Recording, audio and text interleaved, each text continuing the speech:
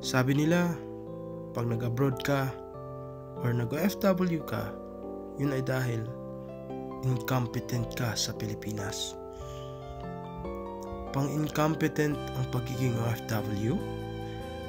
Para naman sa akin, mas pipiliin kong maging OFW kaysa naman pumila, magantay ng pagkahaba-habang oras para lang ma-interview.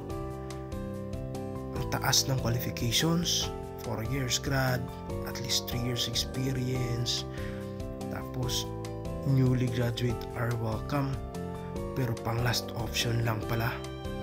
Tapos ang ending, iti-text or tatawagan ka. Ilang weeks ka nang nag-antay, dumating ang buwan para lang sa confirmation, yun pala di ka qualified.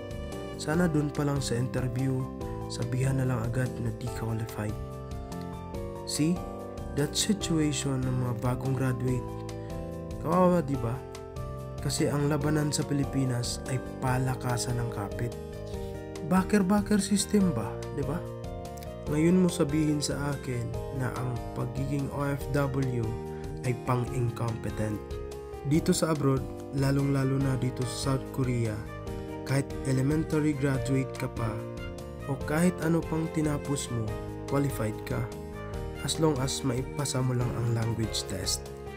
No derogatory record, kahit wala ka pang experience sa anumang trabaho. No height and weight limit, no gender discrimination, kahit may tattoo ka pa, at syempre, dapat hindi ka colorblind, at dapat wala kang sakit na nakakahawa, at physically fit ka. Kung pagiging OFW ay sign of being incompetent, okay lang sa akin kung sasahuran naman ako ng sobra sa qualification ko. Yes, sobra sa qualification ko.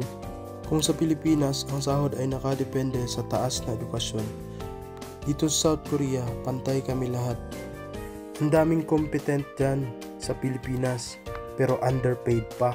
So saan ka? Doon ka sa incompetent? O competent ka nga, pero underpaid pa, diba? Dito sa South Korea, ang sahod naming mga incompetent na sinasabi nyo, 84,000 monthly basic pay. Okay? Incompetent yan. 600 pesos overtime per hour. Incompetent yan. Free food, breakfast, lunch, dinner. Libre po yan lahat. Free internet pa. Pang incompetent pa, di ba? Sick leave, almost 50k. Ay nako. Summer vacation, 3 days with allowance. Kita mo? Gagala ka lang, may allowance ka pa. Ganyan yung value namin dito sa South Korea. Value namin mga incompetent OFW na sinasabi mo.